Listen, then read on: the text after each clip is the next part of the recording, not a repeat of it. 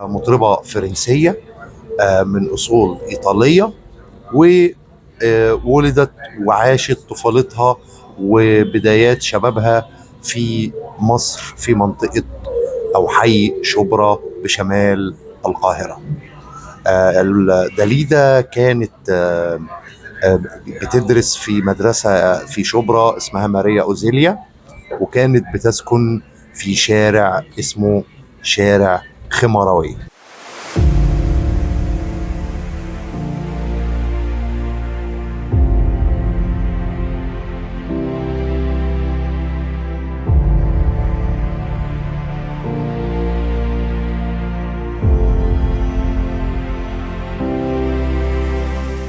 مش ممكن واحد ينسى لما صغير، لما اتولد في مصر مش ممكن واحد يروبلي كمان دي ينسى مظبوط. ينسى الحاجات دول.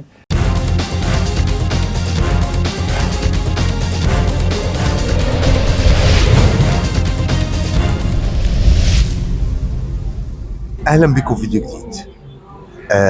الحقيقه بعد مرور 35 سنه على وفاه المطربه العالميه المشهوره داليدا، احب ان انا اعمل عنها فيديو لأهمية هذه المطربة في الدنيا الكبيرة وبلادها الكتيرة. الحقيقة المطربة ديت من أهم وأشهر المطربات في تاريخ الغناء بشكل عام، وفي فرنسا بيعتبروها هي أهم مطربة عندهم في تاريخ الغناء الفرنسي. زي ما احنا كده يعني بدون مقارنة ما بنعتبر ان السيدة ام كلثوم هي اهم مطربة عندنا هنا، داليدا دي ام كلثوم بتاعت فرنسا. Voilà qu'il vous compare maintenant à leur immense chanteuse qui était Kalsoum. Oui, ça me fait énormément plaisir Parce parce que que j'ai c'était une beaucoup chanteuse très d'admiration populaire. pour elle, oui. الحقيقة المطربة داليدا كان ليها شهرة واسعة وعملت أعمال كتيرة جدا. يعني تخيل مثلا إن رصيدها من الأغاني أكتر من 1000 أغنية، وال1000 أغنية دي غنتهم بحوالي 9 لغات. الحقيقة أنا بالنسبة لي داليدا كان ليها طعم مميز، يعني كان ليها شخصية كده مختلفة عن كل المطربات اللي ممكن تسمعهم.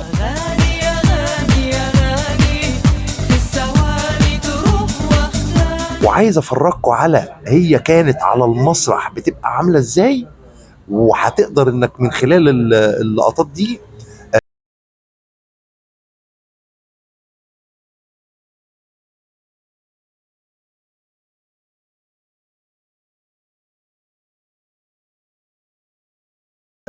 الحقيقة كانوا بالنسبة لي وبالنسبة للناس في يعني في مصر والوطن العربي بشكل عام، كانت أغنيتين دول من أهم الأغاني اللي بيحبوها للمطربة داليدا.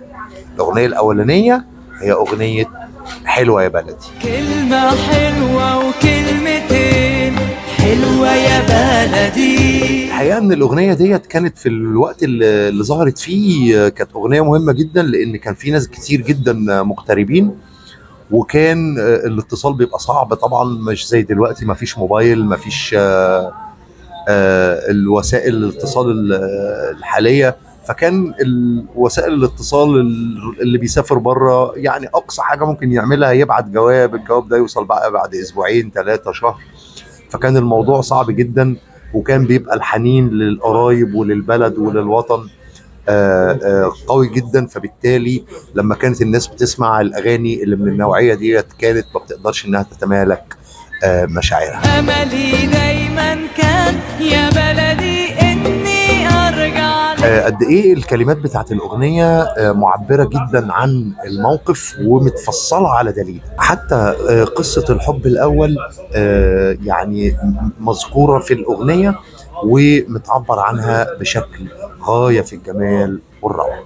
أول حب كان في بلدي مش ممكن أنساه يا بلدي. أما بقى الأغنية التانية اللي عايز أتكلم معاكم عنها هي أغنية أحسن ناس. أدينا بندردش ورانا إيه ورانا إيه. الأغنية دي هي بشكل رسمي إهداء من داليدا للشعب المصري.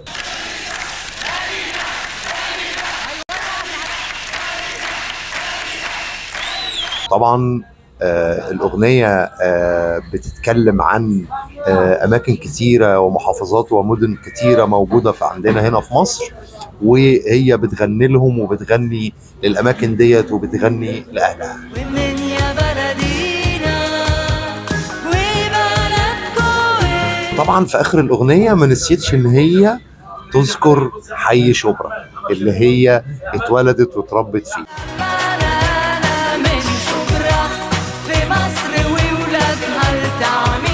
لو انت استمريت معايا لغايه اللحظه دي من الفيديو يبقى اكيد الفيديو عجبك، فاتمنى انك انت تنزل تعمل لايك للفيديو، ولو ليك اي تعليق تكتبه لي في التعليقات اللي تحت الفيديو، وكمان تشترك في القناه. لما نيجي بقى نتكلم عن اهميه داليدا بالنسبه للفرنسيين، فانا هعرض لكم يعني فيديو صغير كده هوت او لقطات من فيديو عاملاه التلفزيون الفرنسي، بيتكلم او مصور داليدا وعامل معاها لقاءات عن حياتها في بيتها، بتعيش ازاي وبتعمل ايه.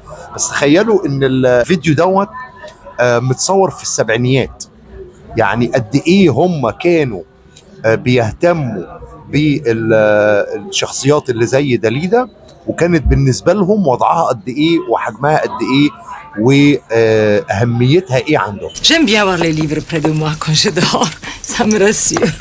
Non, ce sont des chants gothiques.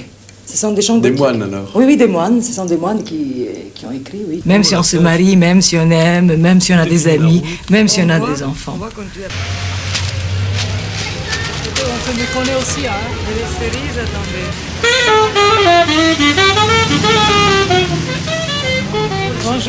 طيب انا هوريكم فيديو عامله برضو التلفزيون الفرنسي عن الكلب بتاع داليدا، عشان بس انا عايز اوريكم قد ايه هي مهمة. J'ai eu un chien il y a fort longtemps, que c'est quand j'étais enfant, mais puis on l'a perdu et quand il est mort, on était on a eu tellement de chagrin, on était tellement malheureux que depuis, et je n'avais plus de chien et ça c'est le deuxième.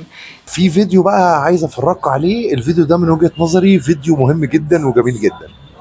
الفيديو ده تقريبا كان يعني متصور في السبعينات، في اوائل السبعينات، سنة مثلا 72 73 حاجة كده، وكانت داليدا في زيارة لمصر وراحت زارت المدرسة بتاعتها في شبرا.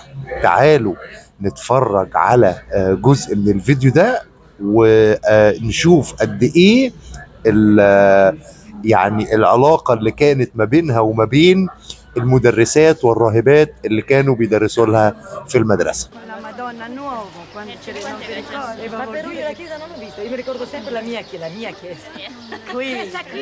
طبعا يعني واضح جدا من الفيديو قد ايه يعني العلاقة اللي كانت ما بينها وما بينهم، وواضح برضو ان في ناس منهم كانوا موجودين ايام ما هي كانت لسه طالبة في المدرسة.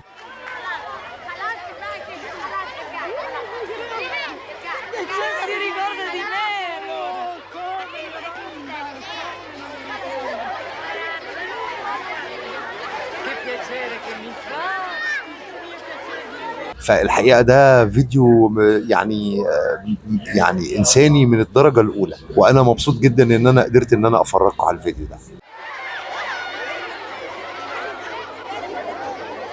من أكتر الفيديوهات اللي فيها يعني ايموشنز أو مشاعر ممكن تتفرج عليها للمطربة الراحلة داليدا هو الفيديو اللي رجعت فيه في زيارة برضو لمصر وزارت فيها البيت اللي اتولدت وتربت فيه.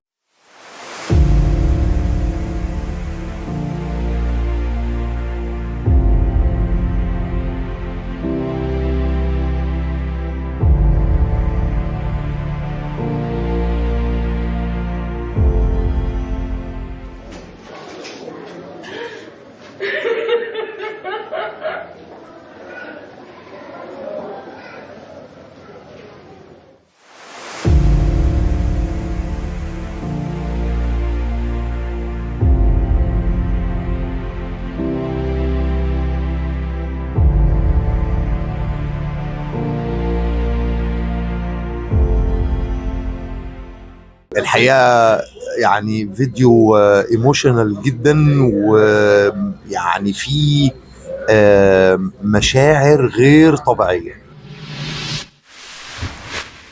بالرغم من ان داليدا كانت فرنسيه الجنسيه ومولوده من اب وام ايطاليين، الا ان انا هفرجكم على لقاء تلفزيوني معمول معاها كانوا يعني بتاكد فيه عن اعتزازها بمصريتها. Ou ça a toujours été comme ça? jamais renié, Patrick.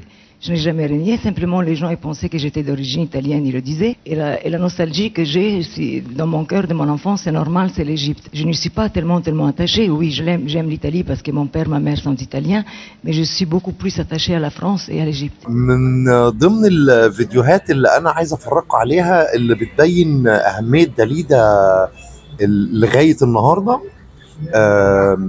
لقاء اتعمل معاها من كام شهر، رغم ان هي طبعا متوفيه من 35 سنه، ولكن عن طريق الذكاء الاصطناعي احد الصحفيين ومقدمي البرامج في التلفزيون الفرنسي عمل معاها لقاء بالاي اي. تخيل. تعالوا نتفرج على جزء من اللقاء دوت ونرجع نكمل كلامنا. داليدا المعاد تكوينها إلكترونيا تتحدث في المقابلة عن حياتها. الحقيقة يعني أنا مش مصدوم إن أنا أشوف فيديو زي دوت، ولكن أنا شايف إن هو فيديو غاية في الجمال والروعة. في النهاية أنا عايز أقول إن داليدا مطربة عالمية فرنسية الجنسية من أصول إيطالية ومصرية الهوية. كل سنة وانتم طيبين، وبوس بوس بوسة بوسة بوسة كتير بوسة. أتمنى إن الفيديو بتاع النهاردة يكون عجبكم، وأشوفكم فيديو جديد قريب إن شاء الله.